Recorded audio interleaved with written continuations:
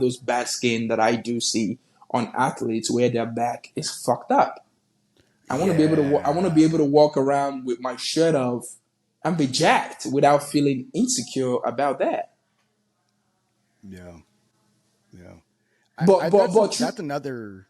Go ahead. Go ahead. Go ahead. no, no, but truly, I believe that if I put in the same work ethic that I have right now with a little bit of enhancement, I believe that I could be the next Ronnie Coleman. And I'm not just saying that. I believe I could be one of the biggest names in bodybuilding if I choose to do that.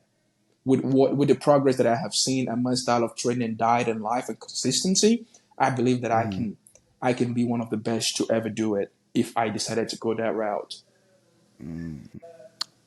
I guess that begs the question: what would it take for you to actually take that route? And I'm not saying I'm not promoting you to it or pushing you to it, but I mean, I can imagine there's been some scenarios in your head where there's like, well, if they offered something, then that might be a route that you'd consider. Like, have you thought about what those, I guess, things are for you that would take for you to get to that level of your training? But I have not found anything yet. I There is nothing yet to push me to that because, uh, well, some people again, that's why bodybuilding is kind of sort of a vanity sport. People want to be admired. They want to be, they want to be liked. They want to look at a physique and say, "Shit, this guy looks great." I'm sorry, I already get that without being on PEDs, so I Mm-hmm. don't need that. I do not need that. So is it the money? It's not what my life. It's not what my life. I want to watch my kids grow up. I want to be there for my kids in my old age. So there's nothing you can offer me right now at this point. It might change later, but at this point in my life, there's nothing you can offer me to make me hop on gear. Absolutely no reason. Yeah. Yeah.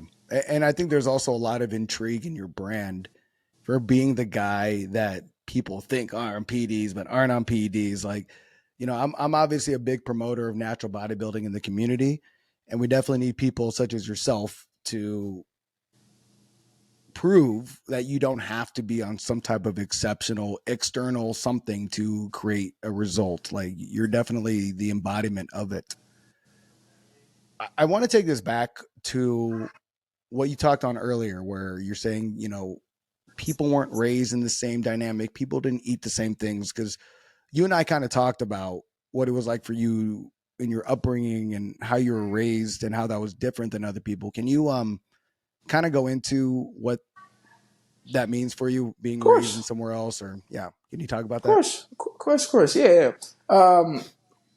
It quick breakdown.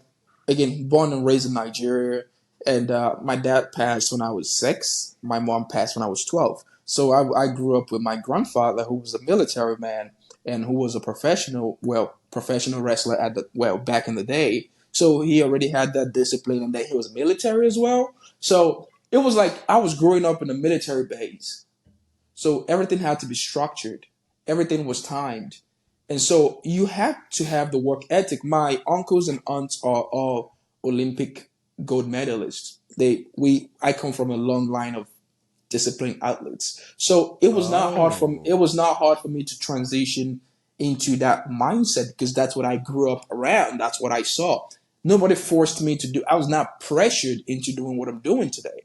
It's what I mhm. love. My father was a bodybuilder back in the day when PEDs were not around. There was limited food, but he was still jacked. They called him Big Mike. He was big. He was big. He was huge. So okay, quick rundown. Most of the time, I would go to the farm at about 5, 6 o'clock in the morning. A farm, a farm. It's where we cultivate yams, cassavas, legumes and stuff. And I would work on the farm for like a couple hours, come back, go to school. And there was no mode of transportation. You had to walk there, bring some firewood back on your head, and come back home and get ready to go to school. After school, come back, do your assignments, and back to the farm. So it was a lot of farm work. It was a lot of hard work. It was manual labor. So that would have an effect on a young kid's genes.